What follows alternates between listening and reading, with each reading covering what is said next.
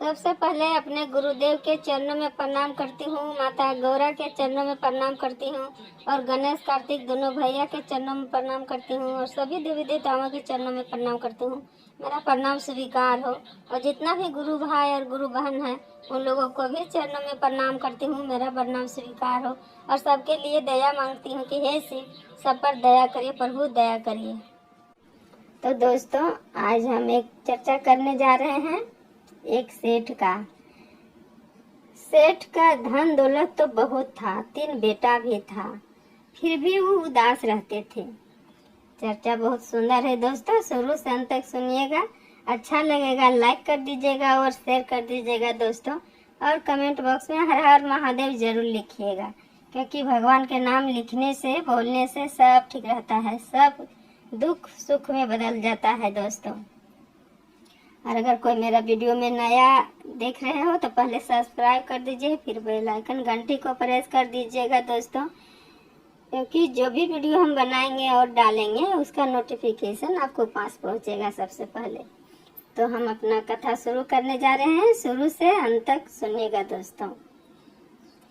एक गांव में घना नाम के एक सेठ रहा करता था। उस सेठ का बहुत बड़ा मकान था और गांव के कुछ दूर में एक बहुत बड़ा दुकान भी रहा करता था उसको। उस सेठ का 3 बेटा था, पर सेठ की पत्नी थी, वो देहांत हो चुकी थी, नहीं थी। सेठ तीनों बेटा को शादी कर चुके थे और उस मकान में पूरा सब परिवार रहते थे, 3 बेटा, बहू और सेठ जी। पर घना सेठ थे, वो बहुत उदास रहते थे। एक दिन वो अपना दुकान में जाके बैठे थे और उदास थे। तो वहां एक संत पहुंचा। तो वो देखता है कि सेठ बहुत उदास बैठा हुआ है। तो वो संत बाबा बोलते हैं कि सेठ, आप उदास काहे रहते हैं? आपको इतना सारा धन है, इतना बड़ा मकान, इतना बड़ा दुकान है, फिर भी आप उदास रहते हैं। क्यों रहते हैं उदास? तो सेठ जी बोलते हैं कि क्या करे बाबा, मेरा तो सब कुछ है, मकान भी है, दुकान भी है, बेटा भी 3 है, बहू भी 3 है, पर एक बेटी रह जाती तो हम बहुत खुश रहते। बेटी नहीं है इसलिए हम इतना उदास रहते हैं। सब कहता है कि जिसका घर में बेटी नहीं है उसका घर में खुशी नहीं है। मेरा भगवान 3 को बेटा हमको दिए, पर एक बेटी भी दे देते तो बहुत खुश रहते। तब वो जो बाबा थे, संत बाबा, वो बोलते हैं घना सेठ से कि सेठ, आप ही बताइए, जिसका अगर बेटा नहीं है तो वो कैसे खुश रहते हैं? वो भगवान गणेश को बेटा मान लेते हैं, कृष्ण को बेटा मान लेते हैं और खुश रहते हैं। तो उससे प्रकार आप भी माता रानी को बेटी मान लीजिए और खुश रहिए। अब माता रानी को जिस दिन से बेटी मानिएगा उस दिन से आपको बहुत खुशी लगेगा। अब उसको बेटी मान लीजिए, माता रानी को। तो घना सेठ सोचे, ठीक बोलते हैं बाबा, आज से हम माता रानी को ही बेटी मानेंगे।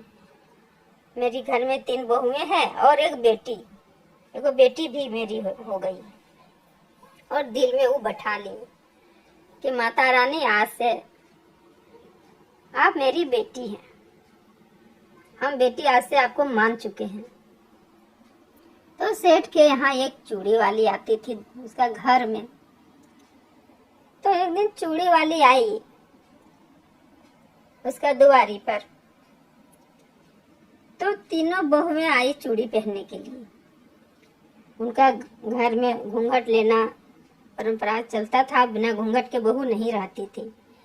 तो घूंघट लेके तीनों बहुएं आई चूड़ी पहनने के लिए। बड़ी बहू आई, उनको पहना दी चूड़ी वाली, वो अपना घर घुस गई। फिर बीच वाली आई, वो भी चूड़ी पहन के घर घुस गई। फिर तीसरा वाली आई, वो भी चूड़ी पहन के घर घुस गई। तो फिर पीछे पीछे और एक, कुछ देर में और एक आई, वो भी घूंघट लेके आई चूड़ी के पास, चूड़ी वाली के यहाँ। चूड़ी वाली जब आई जो पहनने के लिए, तो उसका हाथ चूड़ी वाली जैसे ही पकड़ी और छुई तो बहुत कोमल लगा, बहुत हाथ सुंदर उसको लगा चूड़ी वाली को। और चूड़ी वाली सोच रही है कि इतना सुंदर हाथ, इतना कोमल हाथ, ऐसा हाथ आज तक हमको नहीं मिला था चूड़ी पहनाने के लिए। इतना बढ़िया हाथ, बहुत अच्छा हाथ है इसका। और चूड़ी वाली चूड़ी पहना दी इसको भी, ये भी चूड़ी पहन के अपना घर घुस गई। तब चूड़ी वाली क्या की चली गई सेठ के दुकान पैसा मांगने के लिए। जब भी चूड़ी पहनाती थी तो सेठ के पास जाती थी पैसा मांगने। तब वहां जाके दुकान में बोलती है सेठ जी की कि सेठ जी हम तो बहू सबको चूड़ी पहना दिए तो हमको पैसा दे दीजिए। तो जितना होता था उतना वो हिसाब करके सेठ जी पैसा चूड़ी वाली को दे दिया करते थे 3 बहू के लिए। तो उस दिन भी 3 बहू के लिए ही पैसा निकाल के दिए। तो चूड़ी वाली कहती है कि देखिए सेठ जी, आप 3 को ही पैसा दिए, आपको यहाँ तो हम 4 को चूड़ी पहनाए हैं। तो सेठ जी कहते हैं 4 को मेरा यहाँ से किसको चूड़ी पहने, मेरे घर में तो 3 बहुएं हैं, तो फिर 4 को कहाँ, कौन है जो मेरे घर में चूड़ी पहना है आप। तो चूड़ी वाली बोलती है नहीं सेठ जी, आपको घर में हम 4 को चूड़ी पहनाए हैं। 4 को चूड़ी पहन के घर घुसी है। सेठ जी विश्वास नहीं किए चूड़ी वाली के बात। बोले वो ठीक है, हम जाते हैं घर जाके बहू सबको पूछेंगे तब हम आपको पैसा दे देंगे। पहले हम घर में पूछेंगे बहू सबको कि चूड़ी वाली बोल रही थी कि 4 को हम चूड़ी पहनाए हैं, अगर वो बोलेगी तो हम पैसा आपको दे देंगे। शाम हुआ, सेठ जी आए घर। तब बहू सबको पूछते हैं कि तुम लोग तीनों को चूड़ी पहनी थी ना। तो बोले हाँ पापा, हम लोग तीनों को चूड़ी पहने थे। तो चूड़ी वाली बोल रही थी कि 4 कोई चूड़ी पहना है यहाँ, तो 4 कोई चूड़ी पहना था क्या यहाँ पर और कोई थी। तो बोलती है बहू सबकी नहीं पिताजी, हम ही लोग तीनों को पहने हैं।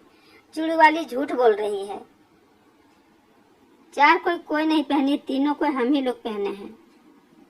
वो तीनों बहुएं जो चूड़ी पहन के गई थी, वो पीछे जो आई उसको नहीं देखी थी, सब तीनों को पहन के जा चुकी थी, तब पीछे वाली आई थी तो नहीं पता चला। तो बोल दी कि हम लोग नहीं देखे हैं, हम लोग तीनों को पहने हैं चूड़ी। तब सेठ जी रात हुआ, अपना खाना वाना खा के आराम किए। जब आराम किए, आंख लग गया, तब माता रानी माता के पास बैठ के और पूरा रो रही थी कि पिताजी आप तो हमको बेटी माने हैं, पर आप पिता नहीं निभे। अब हम जो चूड़ी पहने, वो चूड़ी वाली को पैसा आप नहीं दिए, मेरा हिसाब वाला पैसा आप चूड़ी वाली को नहीं दिए, सिर्फ आप बहू सबको ही याद किए। जिस दिन हमको आप बेटी माने उस दिन से हम आपको घर में रह रहे हैं, आप भूल गए पिताजी। इस तरह करके माता रानी पूरा रोने लगी कि मेरा हिस्सा आप पैसा क्यों नहीं चूड़ी वाली को दे दिए, काहे ठुकराए उनको, क्या हम आपको बेटी नहीं है। इस तरह बोल के माता रानी रो रही थी। इस सपना सेठ जी सपना देख रहे थे और सपना में ही सेठ जी भी रो रहे थे। वो बोल रहे थे कि हे भगवान, हे माता रानी, हम सब भूल गए, हमसे इतना बड़ा गलती हो गया, हमको माफ कर दीजिएगा। हम बेटी बोले थे, लेकिन हम भूल चुके थे कि हम बेटी बोले हैं तो बेटी मेरी घर में रहती है। हम ये चीज भूल गए थे, बहुत बड़ा हमको गलती हो गया, सो हमको माफ कर दीजिएगा माता रानी। अब से हम गलती कभी नहीं करेंगे, जो गलती हुआ हमको माफ कर दीजिए। इस तरह सेठ जी भी रोने लगे, माफी मांगने लगे माता रानी से। और सुबह हुआ, उसके बाद पैसा और धन लेके चले गए चूड़ी वाली के घर और चूड़ी वाली के यहाँ जाके माफी मांगने लगे कि हमको माफ कर दीजिए, हमसे तो आप ज्यादा भाग्यशाली हैं। जिसको हम बेटी बोले थे, हम बेटी पिता का दर्जा हम नहीं निभा पाए, और आप कितना भाग्यशाली हैं कि उस माता रानी को आप हाथ पकड़ के उनको चूड़ी पहनाए, उनको दर्शन किए।